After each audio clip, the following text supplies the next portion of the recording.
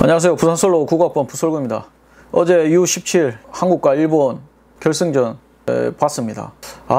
왜 이렇게 한국 선수들한테 이렇게 힘든 이런 일이 있는지 좀 마음이 아프네요. 선수들이 열심히 했고 실력도 있었고 분명히 일본한테 이길 수 있는 경기였는데 이상한 태국 심판의 석연치 않은 판정 때문에 결과적으로 3대0으로 졌습니다. 경기를 안 보고 그냥 스코어만 본다면 모든 사람들이 다 이제 일본한테 안 되겠구나 이런 생각을 하겠지만, 또 아시아 주최 측에서 올린 영상에서 보면은 골 장면만 있습니다. 골이 어떻게 들어갔고 경기의 어떤 흐름이 있었고 이런 거는 전혀 나오지 않고 골 장면만 나오고 일본이 우승한 장면만 나옵니다. 그냥 다른 이제 제3자인 한국, 일본 아닌 제3자가 봤을 때는 일본의 완승으로 그렇게 보여주죠. 하지만은 이제 심판에 노란한 경기였습니다. 지금 사이드에서 몰고 가면서 페널티 박스 안으로 접어들었을 때, 저때 이제 그 다음 터치가 바깥쪽으로 조금 쳤으면 되는데 그거를 안쪽으로 치다 보니까 일본 선수의 발이 순간적으로 쭉 뻗는 순간 그게 한국 선수의 왼쪽 편 다리와 같이 부딪혔는지 아니면 공에 먼저 건들리면서 같이 부딪혔는지 그거는 알 수는 없지만 심판에 따라서 페널티킥을 줄 수 있을 수도 있는 그런 상황이었습니다. 그건 한국인 입장, 저 입장이죠. 하지만 이제 그런 장면이 있었고, 그 장면뿐만 아니라 한국이 좋은 장면들이 많았습니다. 그 전반전에는 거의 좀 어떻게 보면 압도하는, 그리고 이제 간간히 이제 일본이 역습하면서 조금 위험한 장면을 만들었습니다. 그리고 이제 문제의 장면이죠. 일본 선수가 전방으로 패스한 공이 이제 경합 상황이라고 보면 됩니다. 일본 선수가 먼저 퍼스트 터치를 한 상황에서 자기 공이 아니죠. 퍼스트 터치했는데 퍼스트 터치가 좀 길었습니다. 그런 상황에서 우리 선수가 그 볼 방향, 터치한 방향으로 가면서 오른쪽, 일본 선수의 오른쪽 다리, 디딤발이라고 해야 되죠. 그 부분과 부딪히면서 일본 선수가 넘어졌습니다. 이거는 뭐 그냥 뭐 부딪혔으니까 파울 정도인데 이게 경고는 전혀 아니라고 생각합니다. 근데 경고를 주면서 초반에 일본 선수의 바지를 잡아 당겨 가지고 경고를 한 번 더 받았던 게 있어 가지고 경고 누적으로 퇴장을 당합니다. 그 순간 저는 이제 힘들어 주겠구나. 전반전 마지막, 그리고 비가 온 상황, 체력적으로 많이 힘들죠. 버틸 수 있을까? 프리킥 찬스가 나는데 지금 이제 일본 선수가 차는 위치는 방칙된 곳에서부터 한 3, 4m 정도 앞쪽이죠.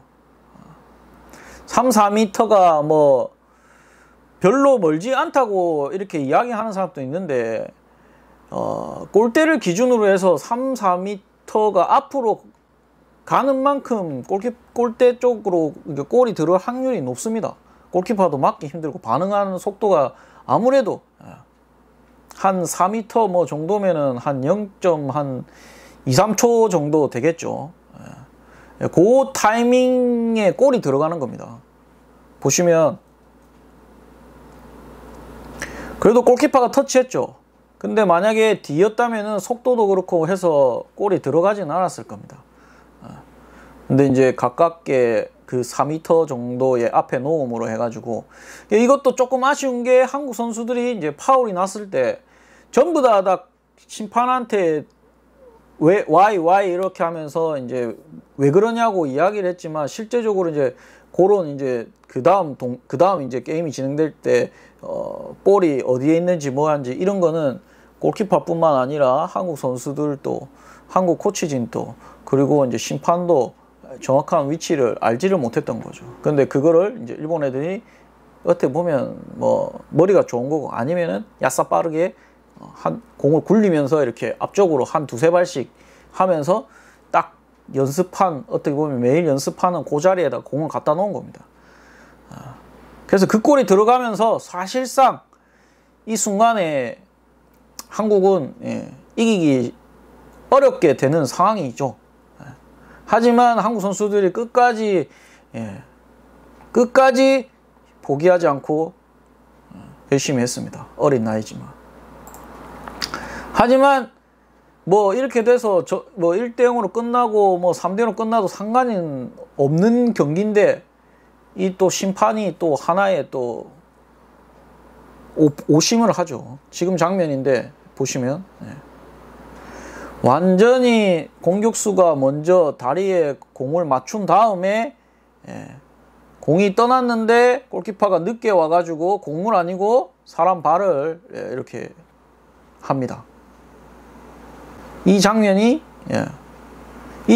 골키퍼 경고 또는 뭐 퇴장까지도 줄 수 있는, 뭐 퇴장은 좀 아니더라도 경고까지 줄 수 있는 그런 장면입니다. 하지만 심판은 볼을 건드렸다고 하면서 플레이가 되었습니다. 만약에 이런 판단을, 만약에 이 사람이 페널티킥을 줬다 하면은 그나마 이런 심판에 대해서 뭐 크게 문제가 없었을 것이라고 생각은 합니다. 근데 이 장면을 페널티킥으로 하지 않으면서 더 논란의 중심에 섰죠.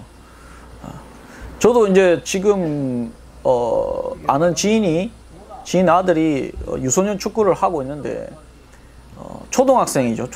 초등학생에서도 보면은 뭐 VAR이랄지 아니면은 그 업사이드 같은 것을 정확하게 잡아낼 수 있는 심판진이 구성되어 있지 않습니다.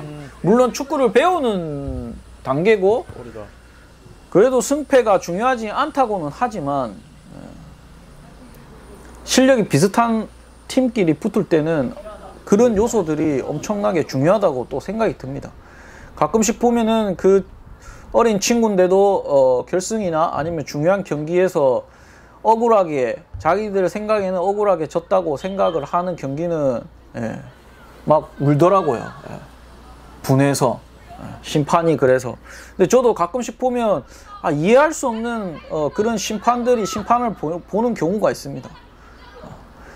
아시안 게임이고 뭐 17세고 그리고 프로가 아직 아니고 하기 때문에 뭐 그런 류의 감독들을 그런 류의 심판들을 불러와 가지고 이런 경기를 하는 건지는 잘 모르겠으나 심판 한 명에 의해 가지고 이렇게 경기가 좌지우지 되게 하는 이런 대회, 거기에서 1등을 했다고 해도 무슨 소용이 있는지 그런 생각이 들기도 하고, 아시아 축구협회 거기에서도 조금 고민해 봐야 될 게 아닌가. 돈이 들더라도 VAR 어차피 프로 가서 다 하는데 그런 친구들이 어렸을 때부터 그런 플레이를 할 수 있도록 억울한 상황이 발생되지 않도록 공정하게 그 경기가 될 수 있도록 그런 제도가 좀 있었으면 하는 바람입니다.